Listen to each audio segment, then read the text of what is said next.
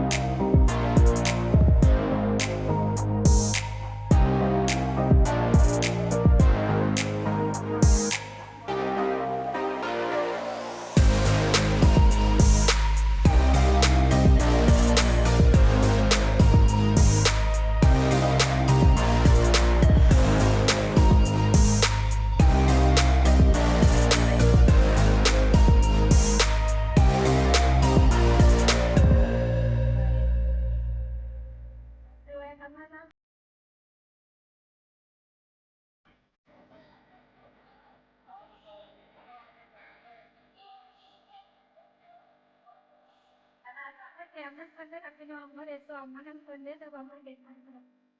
ได้ซ้อมก็เฮ็ดตักได้สวยมาก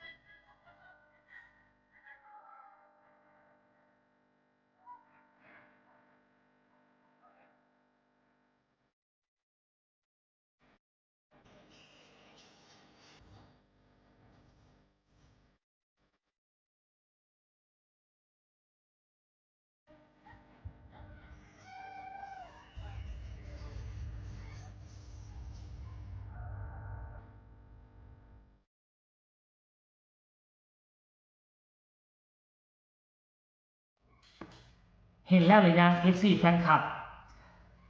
เป็นคือค่อยเว้าบ่หรือว่าค่อยอวยธิดาลาวเกินไปพวกเจ้าก็สามารถท่วงติ่งมาได้ทางใต้คอมเมนต์บอกว่าโอ้บ่แม่นเด้ออวยเกินไปอวยเกินไปสำหรับโตค่อยคิดว่าเดี๋ยวนั้นน้องมีพรสวรรค์เรื่องนี้ขนาดโตค่อยน่ะเต้นบาสลบเต้นประจำชาติของลาวและก็ลำวงลาว2อันนี้ค่อยยังเต้นบ่เป็นเพราะค่อยบ่มักการเต้นบ่มักการฟ้อนค่อยยังคิดในใจว่าถ้าว่าค่อยเฮ็ดพิธีแต่งงานค่อยจะบ่ฟ้อนถ้าหญิงสาวคนใดจะให้ค่อยแต่งงานแล้วไปฟ้อนค่อยจะบ่เอาคือค่อยอายค่อยบ่เป็นคือค่อยบ่เป็นแล้วค่อยก็บ่ยอมฮัดบ่ยอมซ้อมค่อยบ่มักคือค่อยไปงานต่างๆนี่เขาเจ้าชวนค่อยไปฟ้อนนี่ค่อยบ่ไปลากดึงค่อยไปค่อยก็ย่างไปฮอดม่องนั้นแล้วค่อยก็ย่างกลับคือคนมันบ่มักเฮ็ดจังได๋มันก็บ่มักท่านผู้ชม FC มันอายอีหลีมันแตกต่างกันนะคนของพวกเฮาเนาะบางคนก็เก่งด้านนั้นบางคนก็เก่งด้านนี้ที่ด่าลาวเก่งทั้งห้องเก่งทั้งลำปะทบคือสิมาควบคู่กันเก่งทั้งตลก3อันเอาไปเลย FC แฟนคลับก่อนนอนค่ำคืนนี้ฝากกดไลค์ฝากกดแชร์แล้วเจ้าจะบ่พลาดคอนเสิร์ตในค่ำคืนนี้ค่อยจะไปเฮ็ดคลิปในมื้ออื่นนี่ว่าจะเกิดอีหยังขึ้นมันได้หลายซ้ำใด